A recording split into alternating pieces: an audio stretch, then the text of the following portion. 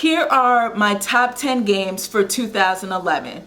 Number 10 goes to The Elder Scrolls V Skyrim. And I have to be honest with you guys, out of all the games on this top 10 list, I've spent the least amount of time with this game. I've only put in about 12 hours, but I can't deny the fact that this game is just so much fun. The aspect that I love so much about this game is exploring. You're in this huge world, you know, these great environments that you could just explore to the fullest. There's so much to do, so many side quests, and then you have the main storyline.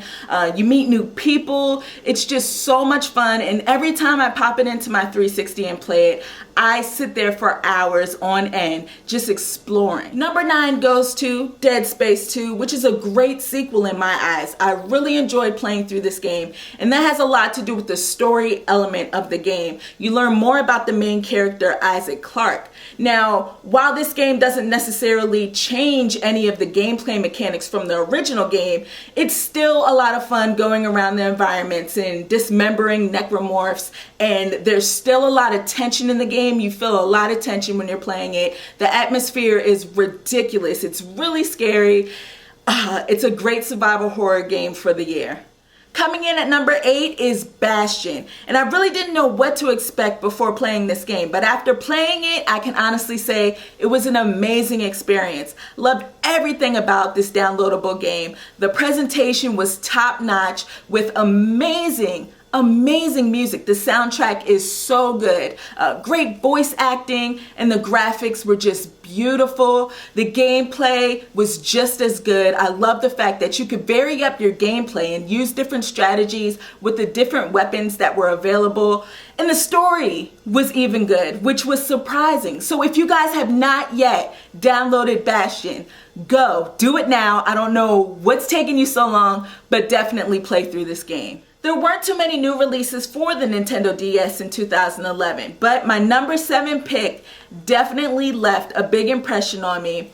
It's Monster Tale, and this game was like a breath of fresh air to the dying handheld that I just love so much. You know, it's a 2D platformer slash action slash adventure game, very similar to games like Metroid and Castlevania.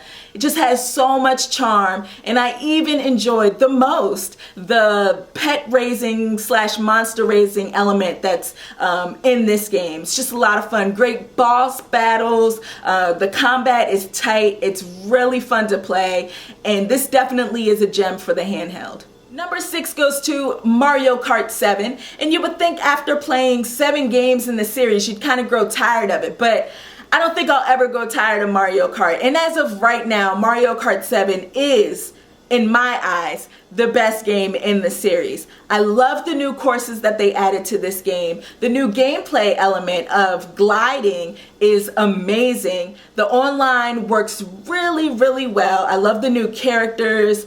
It's just a great game, definitely an essential game to have in your 3DS collection, and one of my favorites for 2011. Number 5 goes to Dead Island, and to some of you this is probably a surprise, but towards the end of 2011 I spent a lot of time playing through this game. I know some of you probably thought this game was a disappointment, but to me it truly was a lot of fun. The experience that I had from this game was just classic. I mean, it is a cheesy game and it's a little rough around the edges, but for the most part, you still can't deny the fact that this is a lot of fun to play. I loved the open world environments, going around, jump kicking zombies, running zombies over with vehicles, picking up whatever I could possibly find in the environment to kill zombies. Just a lot of fun. And the fact that you can play this game co-op with friends online and go through the whole story was even better. So killing zombies in 2011 was cool. I don't know if it's going to be cool in 2012, but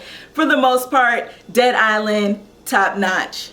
This may even be a little bit more surprising to some of you. My number 4 pick is Uncharted 3, Drake's Deception. This is not my game of the year. Surprisingly, surprise! Not my game of the year, but I still loved it. Was a lot of fun. It didn't wow me like Uncharted 2 did, and I think Uncharted 2 left that crazy impression on me is because it just felt fresh and new at the time, and it did something that no other game had done before.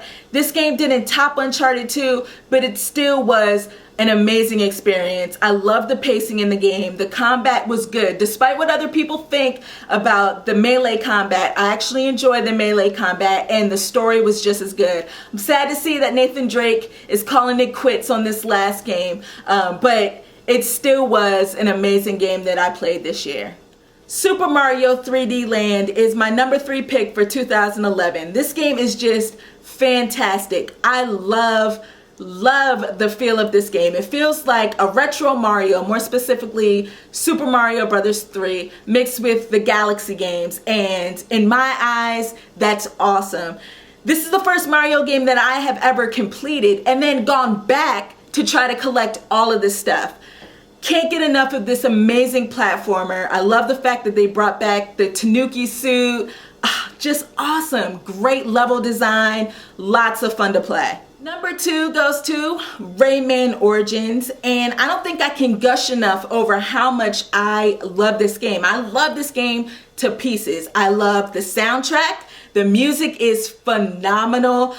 When you're playing this game, those tunes will get embedded in your head and you will continue to hum those tunes for the rest of the day. They're just great, and the graphics are amazing. I mean, you have hand-drawn artwork in this game. It's crazy. Everything was hand-drawn. It looks amazing. The level design is great, and the gameplay is just as fun. I mean, it's a little challenging, but it's just so rewarding after you complete a level. Really adore this game. I'm so glad that Rayman is back, and it's not a raving rabbit. It's actually Rayman, and hopefully we'll see another one next year. Alright, so I'm down to my number 1 pick of 2011. This is my favorite game of the year. It's Saints Row the Third, and the reason why this is my favorite game of the year is because it's just over the top, crazy, corny, goofy, ridiculous. I mean, the things that you do in some of these missions, it's just crazy, and you never would have thought that you'd be doing that in a video game. That's why I love it so much. It's bananas, and I really do enjoy playing through this game. I've had so much fun playing it, and I'm still playing it now. I just can't get enough of it. I can't get enough of it. It came out during a time when I had a lot going on with school and work and family, and when I had some time to play a game, I would pop this in and play it for a couple minutes and be like, oh my gosh, that was crazy. I'm gonna play some more. It just had that appeal to me. I don't know why. It's just a lot of fun. If you enjoy open world games, or if you like video games that are just video games, they're crazy and goofy and not realistic at all, and you want some laughs, definitely check this out. I enjoyed it, and hopefully when you guys get a chance to play it, you'll enjoy it just as much. So there you have it, guys. Those are my top 10 games for 2011. It was a great year for video games, and so far, the way it's looking, 2012 is going to be just as great. What were your top 10 video games for 2011? Definitely leave a video response or leave it in the comment section below. Gosh, what a great year for video games. I can't wait to play some more great new releases this year. So I'm gonna thank you guys for watching this video, and I'll check you next time.